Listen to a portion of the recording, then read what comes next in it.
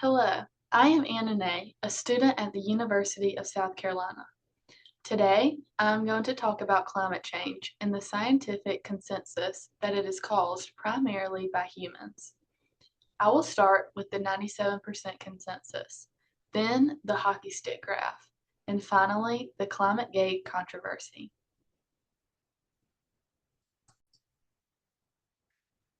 The 97% consensus is the claim that there is a 97% consensus among scientists that humans are the cause for global warming. The survey had 3,146 respondents. The final report that they made was 97% of scientists believe in the consensus view for climate change that humans are the cause for global warming. John Cook also did a study and he evaluated 11,944 papers that were published in academic journals. He revealed that 97% of the papers agreed with the consensus view as well. The consensus view believes that if the larger half of scientists agree on the same view, then it should not be overlooked. Even though scientists have been wrong in the past, they still believe that the majority is accurate. The consensus views that unless proven wrong, then the majority opinions of scientists are correct. The surveys they collected state that the majority of scientists agree that climate change is human-caused and we should be alarmed. The minority view states that the scientists have been wrong in the past, and it is based on facts, not the majority of smart people. The Doran and Zimmerman survey was inspected, and the minority view found that the survey only asked two questions. The first question, when compared with pre-1800s levels, do you think that mean global temperatures have generally risen, fallen, or remained relatively constant? For question 1, out of 3,146 responders, 90% responded by saying risen, and the second question asked, do you think human activity is a significant contributing factor in changing mean global temperatures? Only 77 so-called climate experts answered question 2. 75 of them answered yes, and 75 out of 77 is 97%.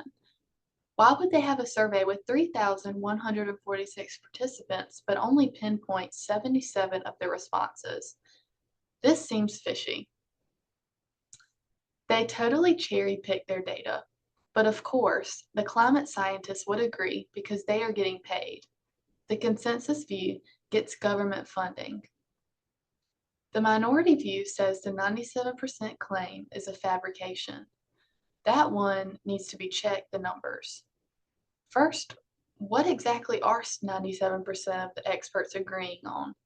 Most of the papers, 66%, took no position on global warming. Of the remaining 34%, 33% supported at least a weak human contribution of global warming.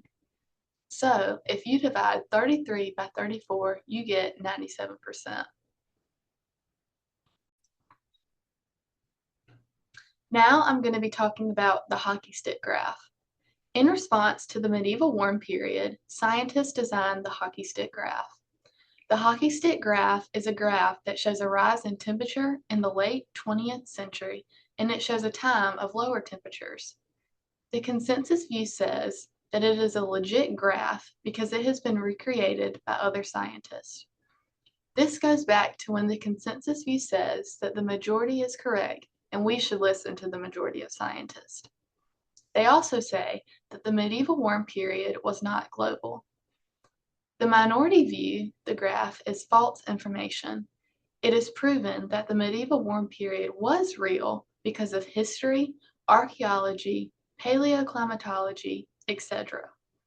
The graph makes it look like it did not exist, but the graph is extremely cherry-picked and is a product of data manipulation. The minority view states that it is based on multiple data sets that are manipulated. Michael Mann and his group have replicated the hockey stick graph because the data is produced in the same specific steps and order, so of course they will get the same information.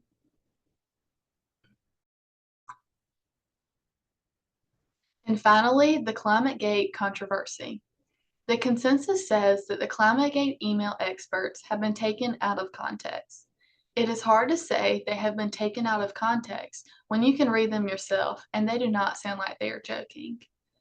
In the email, Phil Jones states, I've just completed Mike's nature trick of adding in the real temps to each series for the last 20 years and from 1961 for Keith's to hide the decline. The Mike in question was Michael Mann, professor of atmospheric science at Penn State University, who had worked with Jones for years. His trick was no more than a simple technique to combine the records of temperatures measured directly by a thermometer with estimates made from tree rings, which roughly reflect temperature variations. Others state alarming words such as, and has to be well hidden. Jones also writes, if they ever hear there is a Freedom of Information Act now in the United Kingdom, I think I'll delete the file rather than send it to anyone. They say things such as, keep this quiet, and ask if they can delete emails. The consensus responded by saying the decline is not a decline in global temperatures. They also state that they do nothing to prove that climate change is not anthropogenic. Related to the emails, consensus says their wording was off language that can be misconstrued.